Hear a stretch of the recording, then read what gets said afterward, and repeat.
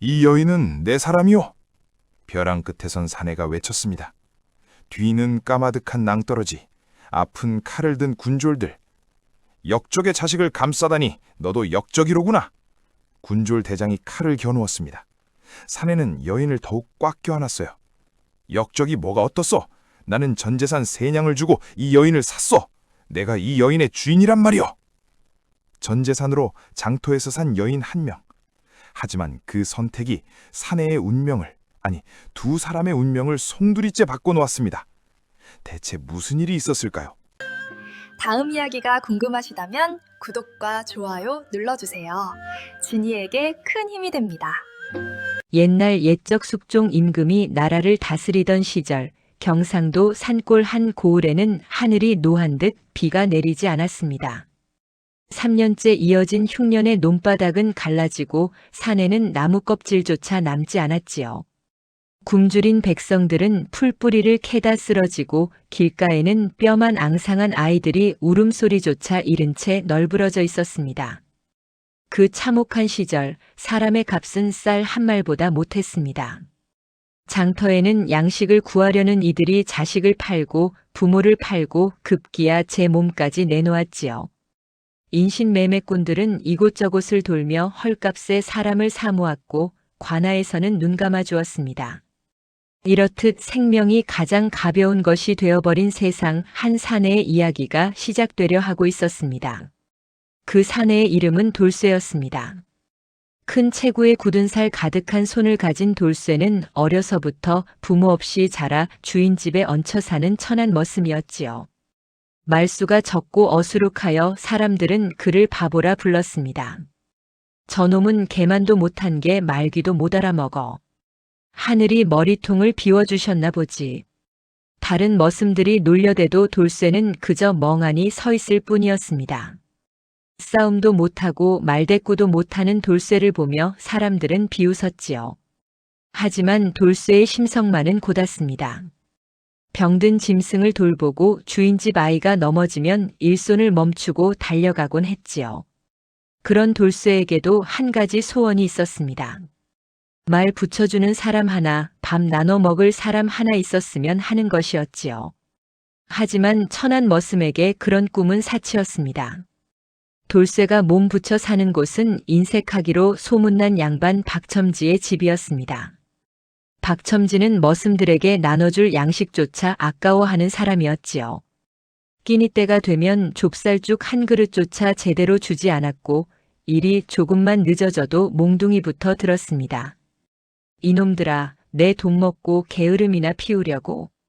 다른 머슴들은 돌쇠를 더욱 못살게 굴었습니다. 힘든 일은 모두 돌쇠에게 떠넘기고 무엇이 잘못되면 모든 죄를 돌쇠 탓으로 돌렸지요.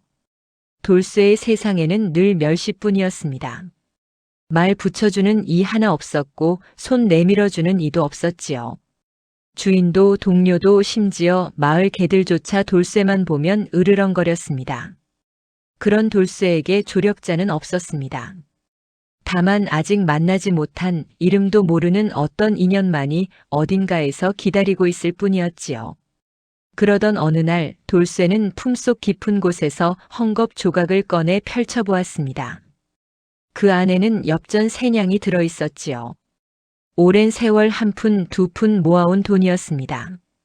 주인이 버린 깨진 그릇을 주워 팔고 남들이 먹다 남긴 밥을 아껴 굶으며 모은 돈이었지요.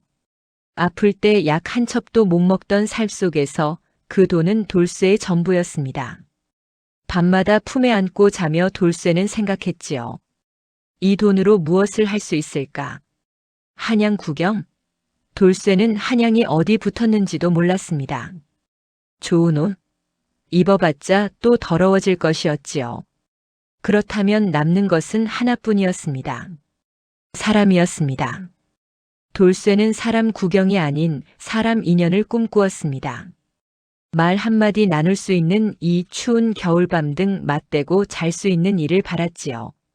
3냥이면 혹시 그런 인연을 얻을 수 있지 않을까 하는 막연한 기대가 있었습니다. 그리고 그 기대는 곧 현실이 되려 하고 있었습니다. 5일장이 서는 날이었습니다.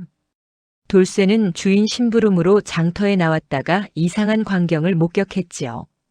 인신매매꾼 옆에 한 여인이 고개를 푹 숙인 채 앉아 있었습니다. 값 좀 봐주시오. 젊은 계집이니 일도 잘할 거요. 해진 옷에 먼지투성이 얼굴이었으나 여인의 눈동자만은 이상하리만큼 맑았습니다. 흙탕물 속에 떨어진 구슬처럼 더러움 속에서도 빛을 잃지 않은 눈이었지요. 얼마요? 돌쇠는 자신도 모르게 물었습니다. 인신매매꾼이 돌쇠를 훑어보더니 코웃음을 쳤지요. 너 같은 거지가 무슨 돈이 있다고. 썩 꺼져. 하지만 돌쇠는 품에서 헝겊 조각을 꺼냈습니다. 인신매매꾼의 눈빛이 달라졌지요. 세냥이면 어떻소? 세냥이라. 인신매매꾼은 여인을 보며 혀를 찼습니다. 아무도 사려 하지 않던 여인이었지요. 값을 후려치는 것보다 빨리 처분하는 게 나았습니다. 좋아, 가져가. 돌쇠는 평생 모은 전 재산을 내밀었습니다. 그리고 여인의 손을 잡았지요. 그 순간 여인이 처음으로 고개를 들어 돌쇠를 바라보았습니다. 돌쇠는 여인을 데리고 주인 집으로 돌아왔습니다. 주인에게 맞을 각오를 하고 온 길이었지요. 안채에서 박첨지의 고함 소리가 들려왔습니다. 이놈, 누구 허락을 받고 계집을 데려왔느냐? 돌쇠는 마당에 엎드렸습니다. 박첨지는 몽둥이를 들어 돌쇠의 등을 후려쳤지요.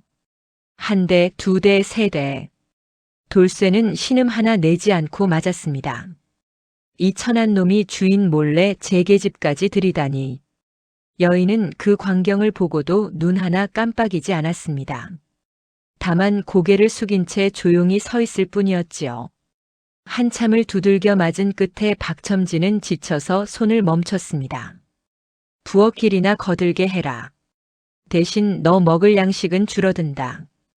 고맙습니다, 나리. 돌쇠는 여인을 행랑채 구석으로 데려갔습니다. 추운 겨울 바람이 스며드는 누추한 곳이었지요. 돌쇠는 자신의 누더기 이불을 여인에게 덮어주며 말했습니다. 추우면 안 된다. 그것이 돌쇠가 여인에게 건넨 첫말이었습니다. 여인을 아내라 부르지도 종이라 부르지도 못한 채 돌쇠는 그저 그 한마디만을 남겼지요. 여인은 여전히 아무 말이 없었습니다. 그날 밤부터 묘한 동거가 시작되었습니다. 여인은 자신의 이름조차 말하지 않았습니다. 돌쇠가 묻고 또 물어도 입을 열지 않았지요. 다만 고개만 끄덕이거나 젓는 것으로 의사를 표현할 뿐이었습니다. 해가 지면 여인은 부엌 한켠에 조용히 앉아 있었습니다. 화롯불을 쬐는 것도 아니고 잠을 자는 것도 아니었지요. 그저 꼿꼿이 앉아 어딘가를 응시하고 있을 뿐이었습니다. 돌쇠는 여인이 두려웠습니다. 말도 없고 표정도 없는 여인이 밤마다 꼼짝 않고 앉아있는 모습은 사람 같지가 않았지요. 혹시 귀신을 데려온 것은 아닐까 하는 생각마저 들었습니다. 하지만 낮이 되면 여인은 묵묵히 일을 거들었습니다. 물을 깃고 장작을 패고 뜰을 쓸었지요. 힘든 기색도 없이 일을 해내는 모습에 다른 머슴들도 고개를 갸웃거렸습니다. 그날 밤 이상하게도 개가 울지 않았습니다. 늘 밤마다 지저대던 주인집 개가 조용했지요.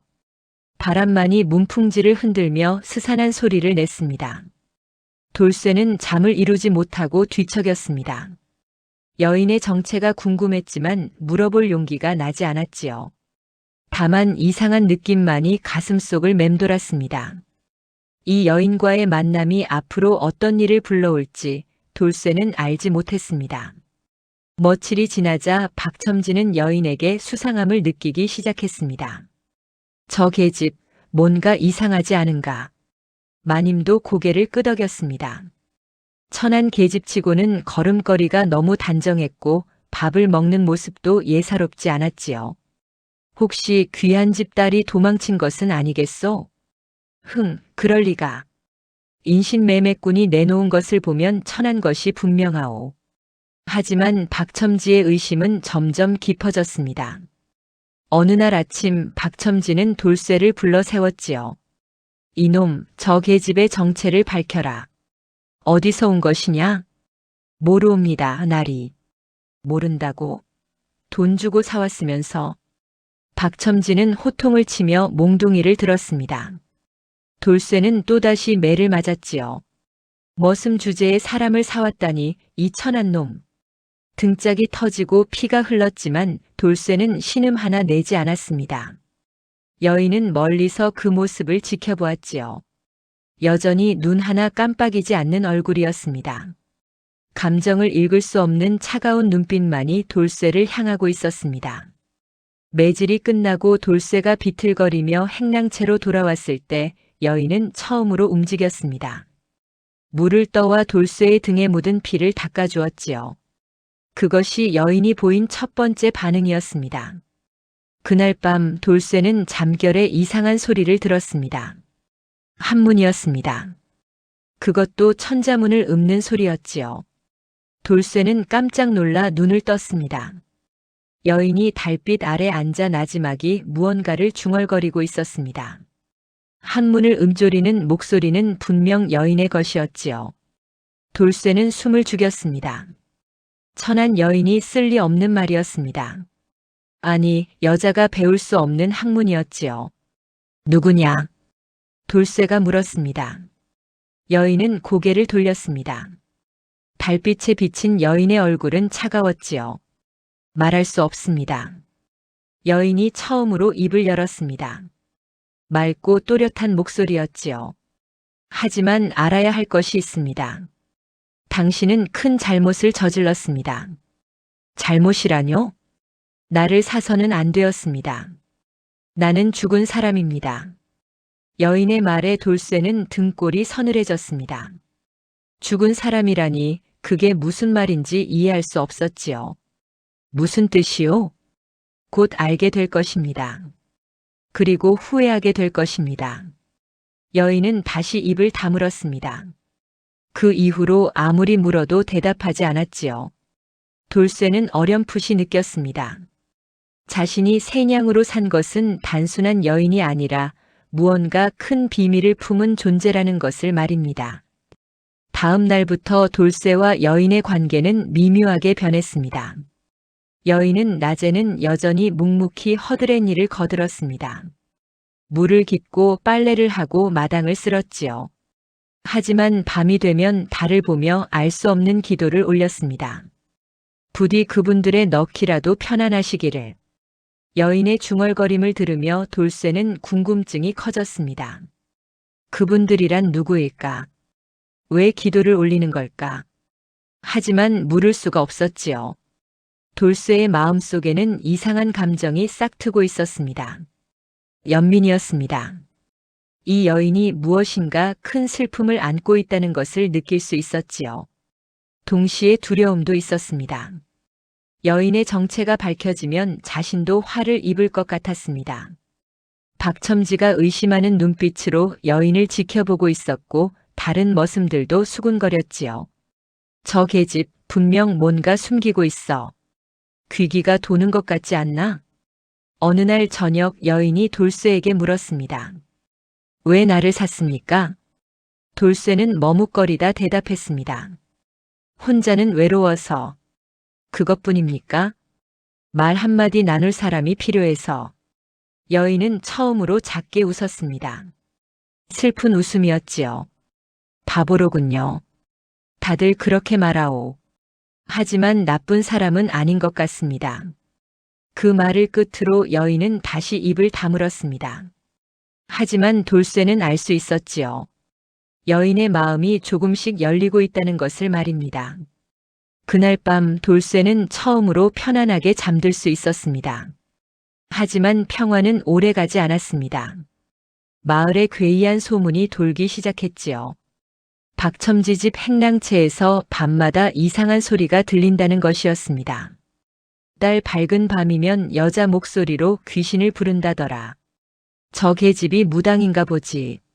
아니야, 귀신씨인 거야. 소문은 점점 커졌고 마을 사람들은 박첨지 집을 피하기 시작했습니다. 박첨지는 화가 머리끝까지 났지요. 이놈 돌쇠. 저 계집을 당장 내쫓아라. 나리 잠시만 기다려 주십시오. 기다려? 우리 집안이 망할 판인데? 박첨지는 무당을 부르기로 결정했습니다. 마을에서 소문난 박수무당을 불러 여인의 정체를 밝히겠다는 것이었지요. 그 소식을 들은 여인의 얼굴이 처음으로 흔들렸습니다. 안 됩니다. 여인이 돌쇠에게 말했습니다. 무당이 오면 모든 것이 밝혀집니다. 그러면 당신도 화를 입습니다. 무슨 화를 입는단 말이오? 나는 역적의 딸입니다. 여인의 고백에 돌쇠는 말문이 막혔습니다. 역적이라니. 그것은 구족을 멸하는 대죄였지요. 그러니 나를 관아에 넘기십시오. 그것이 당신을 살리는 길입니다. 하지만 돌쇠는 고개를 저었습니다. 아니요. 내가 새냥 주고 산 사람이요. 함부로 넘기지 않을 거요. 여인은 돌쇠를 빤히 바라보았습니다. 그 눈빛에는 놀라움과 슬픔이 섞여 있었지요. 사흘 뒤 무당이 오기로 되어 있었습니다. 시간이 얼마 남지 않았습니다. 그날 밤 돌쇠는 잠을 이루지 못하고 뒤척였습니다. 여인을 어떻게 해야 할지 고민하다가 문득 여인의 옷가지가 눈에 띄었습니다. 낡고 해진 치마 저고리였지만 바느질 솜씨만은 예사롭지 않았지요. 돌쇠는 무심코 옷을 들어보았습니다. 그때 무언가 단단한 것이 손에 잡혔습니다. 이게 뭐지? 저고리 안감 깊숙한 곳에 무언가가 숨겨져 있었습니다. 돌쇠는 조심스럽게 꺼냈지요. 옥패였습니다. 푸른 빛이 도는 아름다운 옥패에는 글자가 새겨져 있었습니다. 돌쇠는 글을 읽을 줄 몰랐지만 그것이 평범한 물건이 아니라는 것은 알 수 있었지요. 이건 평민이 가질 수 없는 것이야. 옥패의 크기와 빛깔, 새겨진 문양을 보니 한때 궁과 연이 닿았던 집안의 표식임이 분명했습니다. 그것도 높은 벼슬아치나 가질 수 있는 물건이었지요. 돌쇠는 옥패를 쥐고 여인을 바라보았습니다. 여인은 여전히 달을 보며 앉아 있었습니다. 당신은 대체 누구요? 여인이 천천히 고개를 돌렸습니다. 보셨군요. 이게 당신 것이요? 그렇습니다. 아버님께서 주신 것입니다. 여인은 옥패를 받아들고 쓸쓸히 웃었습니다. 한때는 이것이 내 신분을 증명하는 표식이었습니다. 하지만 이제는 죽음을 증명하는 표식이 되었지요. 무슨 말이요?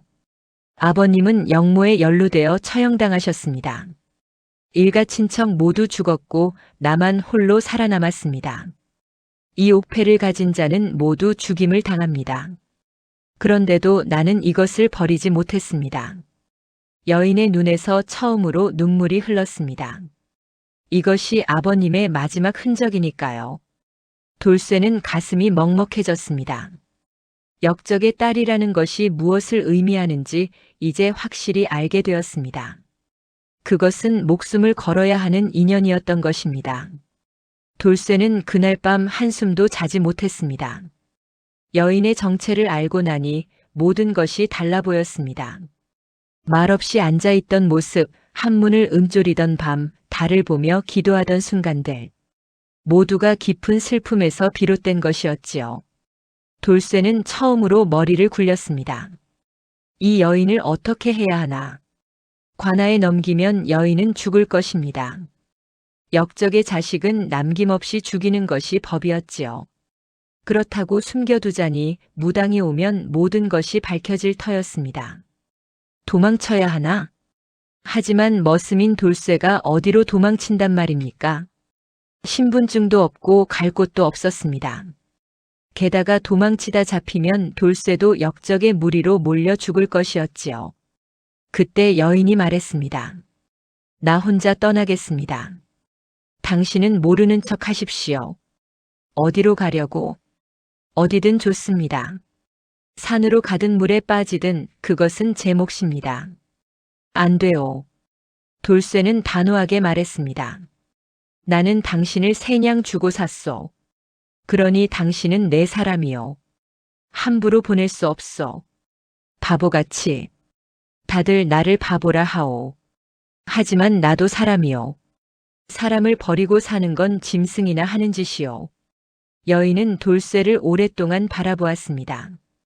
그리고 처음으로 진심 어린 미소를 지었지요. 고맙습니다. 고마울 것 없소. 다만 당신이 살아야 내 세냥이 아깝지 않소. 돌쇠는 그날 밤 결심했습니다. 여인을 지키기로 말입니다. 비록 자신이 바보라 불리는 천한 머슴이지만 한 사람의 목숨만큼은 지킬 수 있다고 믿었습니다. 사흘 뒤 박수무당이 박첨지 집에 도착했습니다. 머리에 화려한 관을 쓰고 방울을 흔드는 무당은 행랑채를 향해 걸어왔습니다.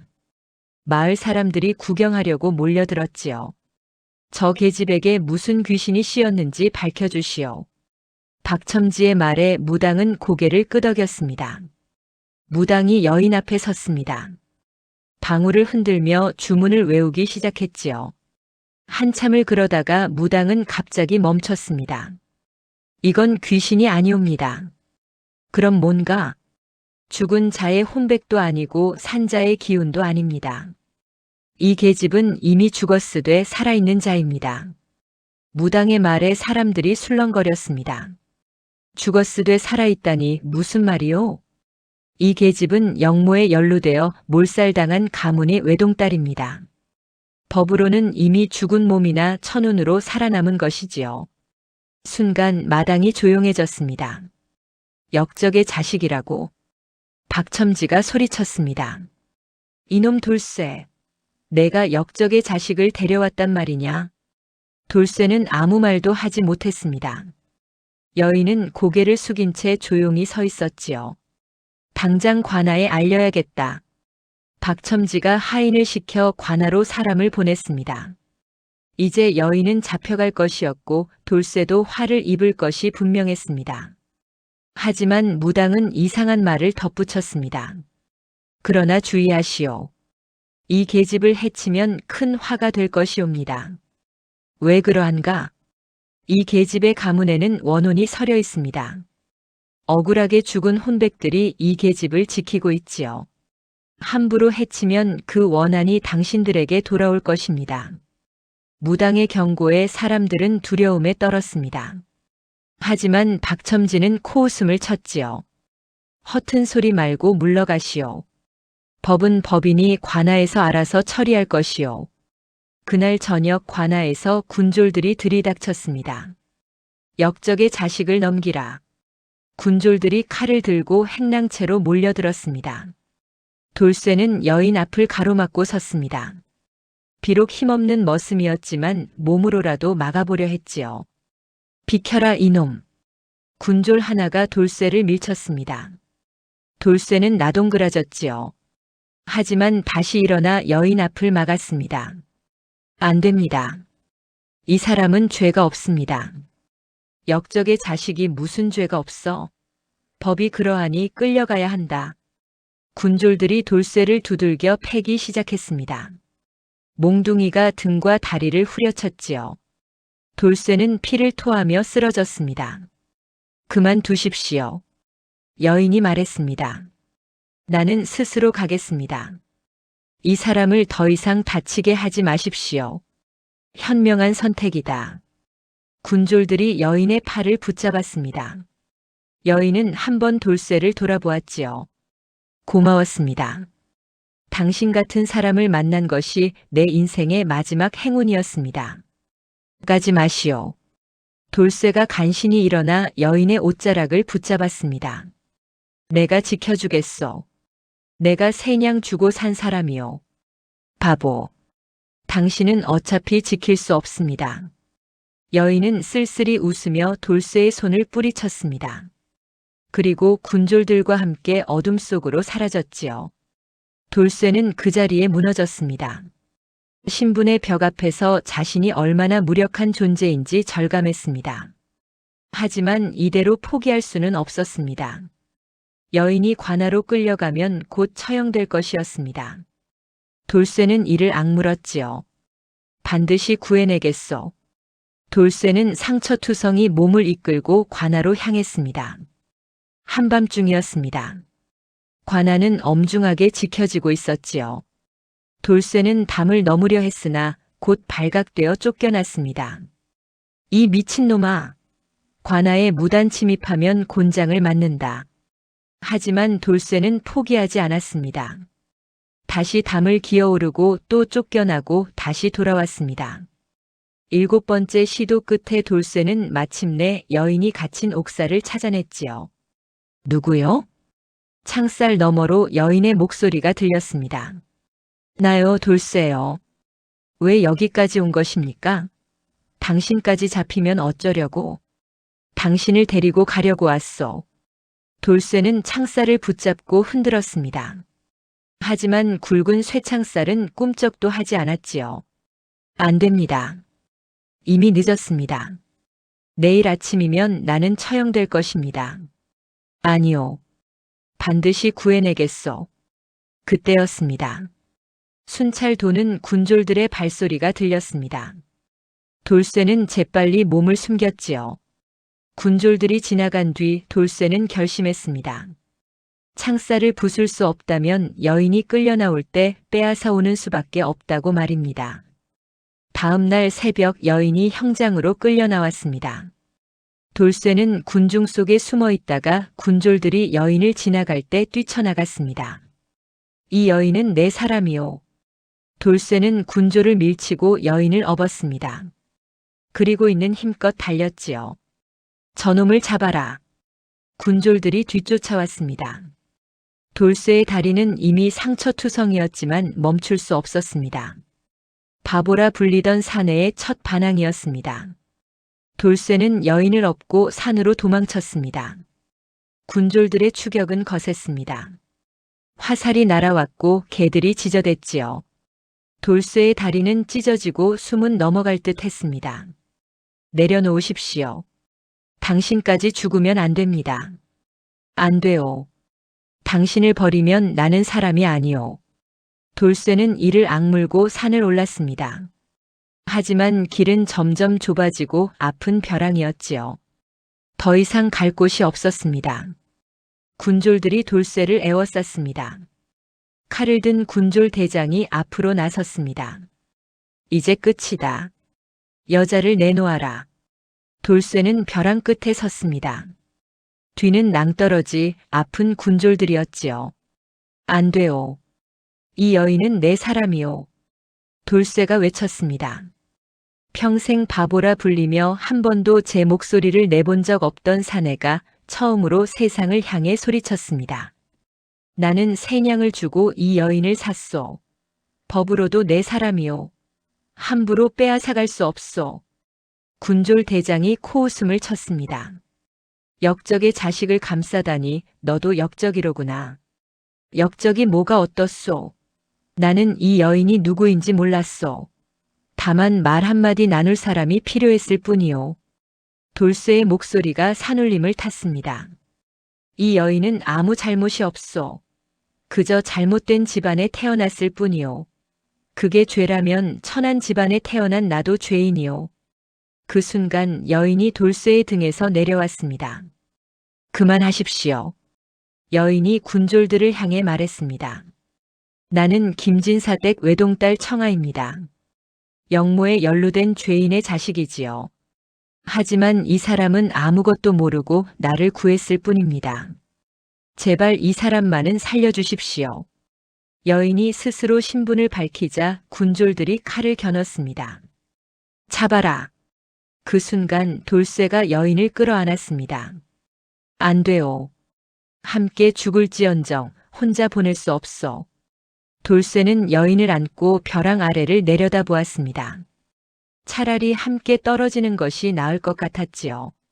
하지만 여인이 돌쇠의 얼굴을 감싸쥐며 말했습니다.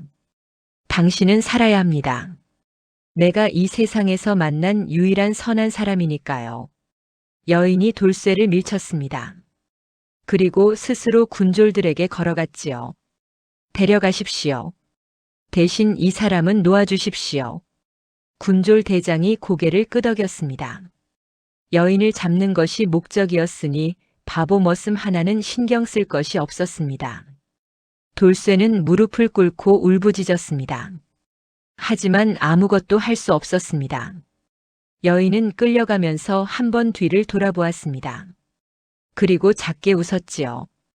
그것이 돌쇠가 본 여인의 마지막 모습이었습니다. 여인은 다시 관아로 끌려갔습니다. 하지만 돌쇠는 끝까지 포기하지 않았습니다. 관아 앞에서 엎드려 빌었지요. 제발 그 여인을 살려주십시오. 썩 물러가지 못해. 관아 아전들이 돌쇠를 쫓아냈습니다. 하지만 돌쇠는 다시 돌아왔습니다. 하루, 이틀, 사흘. 일주일 내내 관아 앞에서 엎드려 빌었지요. 그 여인은 죄가 없습니다. 제발 살려주십시오.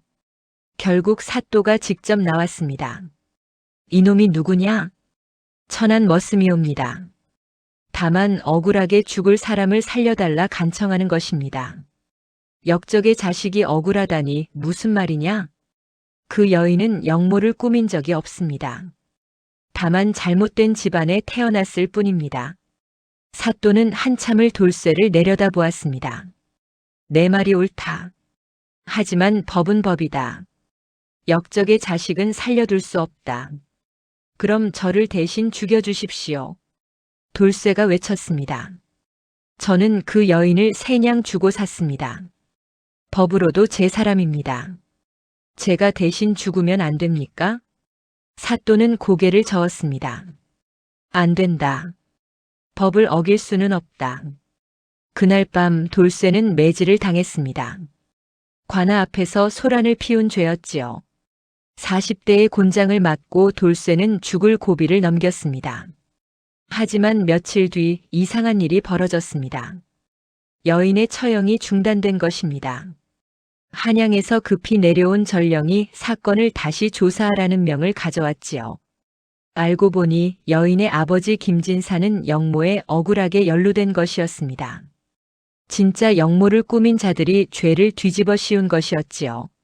몇 년이 지나 진실이 밝혀지면서 김진사의 누명이 벗겨졌습니다. 하지만 이미 일가는 몰살당한 뒤였습니다. 살아남은 것은 여인 청아뿐이었지요. 조정에서는 사건을 조용히 덮기로 했습니다.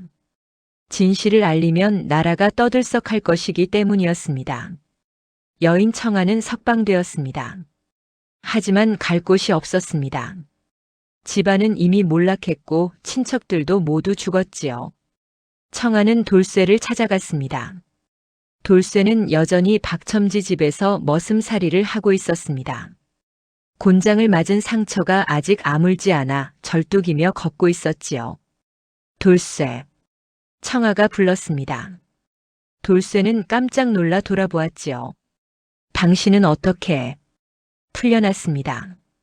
아버님의 누명이 벗겨졌습니다. 그럼 이제 어디로 가시오? 갈 곳이 없습니다. 당신 곁에 있어도 되겠습니까? 돌쇠는 말문이 막혔습니다. 천한 머슴인 자신 곁에 양반 교수가 머물겠다니 믿을 수가 없었지요. 하지만 청아는 진심이었습니다. 당신이 아니었다면 나는 이미 죽었을 것입니다. 이제는 내가 당신 곁을 지키고 싶습니다. 두 사람은 함께 살기 시작했습니다. 그로부터 몇 해가 흘렀습니다. 박첨지는 도박 빚으로 재산을 탕진하고 몰락했습니다. 집과 땅을 모두 잃고 떠돌이 신세가 되었지요. 반면 돌쇠에게는 뜻밖의 행운이 찾아왔습니다. 조정에서 김진사의 억울함을 풀어준 데 대한 보상으로 청아에게 작은 땅을 하사한 것입니다. 돌쇠와 청아는 그 땅에 작은 집을 짓고 농사를 지으며 살았습니다. 천한 머슴과 양반 교수라는 신분은 더 이상 문제가 되지 않았지요. 두 사람은 비록 부유하지는 않았지만 서로에게 의지하며 평온한 나날을 보냈습니다. 세월이 흘러 돌쇠는 늙었습니다. 청아는 돌쇠보다 먼저 세상을 떠났습니다. 병을 얻어 고생하다가 조용히 눈을 감았지요. 돌쇠는 청아를 산기슭에 묻고 평생 혼자 살았습니다. 밤마다 돌쇠는 달을 보며 청아를 떠올렸습니다. 달을 보며 기도하던 여인의 모습이 아직도 생생했지요. 나는 당신을 세냥 주고 샀소. 하지만 얻은 것은 돈으로 살 수 없는 것이었소.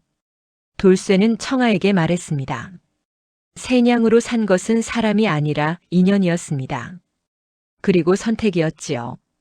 바보라 불리던 돌쇠는 평생 단 한 번 자신의 선택으로 누군가를 지켰습니다.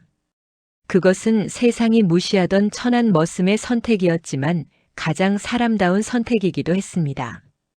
돌쇠는 세상을 떠나기 전날 밤 청하의 무덤 앞에 앉아 말했습니다. 다음 생에도 당신을 만날 수 있을까요? 그때는 내가 좀 더 똑똑한 사람이 되어 당신을 더 잘 지킬 수 있을까요? 바람이 불어와 나뭇잎을 흔들었습니다. 마치 청아가 대답하는 것 같았지요. 다음 날 돌쇠는 청아의 무덤 옆에서 조용히 숨을 거두었습니다. 그의 얼굴에는 평온한 미소가 머물러 있었습니다. 세상에서 가장 바보였던 사내는 가장 사람다운 선택을 했을 뿐이었습니다. 그리고 그 선택은 두 사람의 인연을 영원히 이어주었습니다. 옛말에 이런 말이 있습니다. 사람의 값은 돈으로 매길 수 없다고. 하지만 돌쇠는 알고 있었습니다. 진정한 인연은 돈이 아니라 마음으로 맺어지는 것임을 말이지요. 다음 영상을 빠르게 만나보시려면 좋아요와 구독을 눌러주세요. 그럼 더 재미있는 영상으로 찾아뵙겠습니다. 모두 행복한 하루 보내세요.